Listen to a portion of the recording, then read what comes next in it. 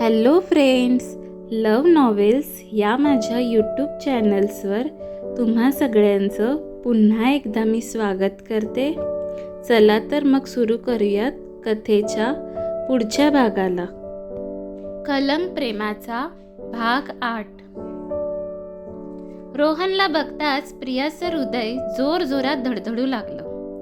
प्रियाची घाबरलेली अवस्था रोहनला कळली, म्हणून त्याने विचारलं, तू सीमासोबत मागे बसशील? तुला चालणार असेल तर? प्रियाने घाबरतच त्याला हो म्हणून उत्तर दिलं. रोहनने कारचा दरवाजा उघडला तसं प्रिया आत जाऊन बसली. ती आत बसली तसं गालातल्या गालात हसतच रोहनने दरवाजा बंद केला आणि तो सुद्धा ड्रायव्हिंग सीटवर जाऊन बसला. प्रिया आत येऊन बसली तसं सीमाने तिला प्रेमाने मिठी मारली. प्रियाला खूप घाईवरून आलं. सीमाच्या मिठीत एक वेगळीच जादू होती. आपुलकी तर ठासून भरली होती. तिच्या प्रेमाने प्रियाच्या हृदयावर प्रेमाचे पडसाद उमटवले. सीमा आणि तिच्या जुजबी बोलणं झालं. गाडीने थोडं अंतर पार केलं नाही तसं रोहनने गाडी बाजूला घेतली आणि दोघींनाही गाडीतून उतरायला सांगितलं. दोघींनी खिडकीबाहेर स्वतःच्या माना काढल्या. आजूबाजूला ना साडीचं दुकान होतं ना सोनाराचं. सीमाने रोहनला विचारलं, दादू, कुठे रे गाडी थांबवलीस? त्यावर रोहन उत्तर देत म्हणाला, ती आताच सुटली ऑफिसमधून. भूक लागली असेल. थोडं खाऊन घेऊयात आणि मग जाऊया पुढे. स्वतःचा सीट बेल्ट उघडतच तो गाडीबाहेर पडू लागला. गाडीबाहेर पडणाऱ्या रोहनकडे प्रिया बघतच राहिली. चालेल ना तुला? गाडीचा दरवाजा अर्धवट उघडा ठेवत रोहनने तिला प्रेमानेच विचारलं. प्रिया उत्तरली. रोहन मागोमाग दोघीही कार बाहेर पडल्या.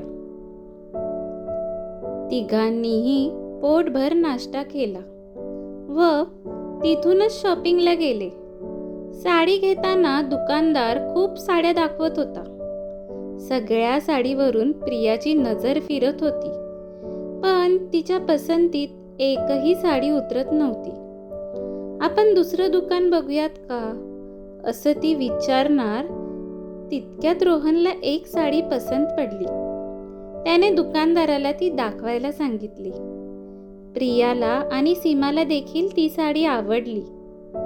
ही साडी आवडली का प्रिया? ही साडी आवडली का रोहनने विचारला. प्रियाने लाजतच हो म्हणून सांगितले. प्रियाने लाजतच खरंच चालेल ना तुला? नाहीतर दुसरी खरंच बघूया. चालेल ना? जबरदस्ती नाही. नाहीतर दुसरी बघूयात. रोहनने जबरदस्ती पुन्हा नाही. खात्री करून घेतच रोहनने विचारलं. पुन्हा खात्री करून घेतच त्याच्या विचारलं. आवाजात एक वेगळाच त्याच्या आपलेपणा आवाजात होता, एक वेगळाच आपलेपणा जो होता, तिच्या हृदयावर जो छाप पाडत तिच्या होता. हृदयावर छाप पाडत आता होता. खरं तर प्रियाची वेळ होती रोहनच्या प्रेमात पडायची.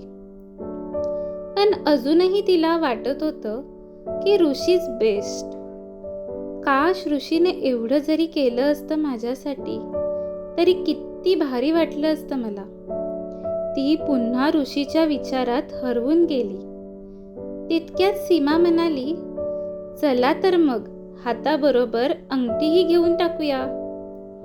तिघेही साडीच्या दुकानातून बाहेर पडले. साडीच्या दुकानाच्या समोरच सोनाराचं दुकान होतं. सीमाच्या ओळखीतलेच सोनार, म्हणून दागिन्यांची शॉपिंग तिथूनच करावी असं त्यांचं ठरलं होतं. प्रिया दुकानात पाऊल टाकणार तोच तिला घरून फोन आला. फोन तिच्या वडिलांचा होता. समोरून वडील म्हणाले, सोनाराकडे जाणार असशील तर जावई बापूंना पण अंगठी घेऊन टाक, पैसे मी पाठवतो. प्रियाने वडिलांना हो म्हटले आणि तिने फोन कट केला.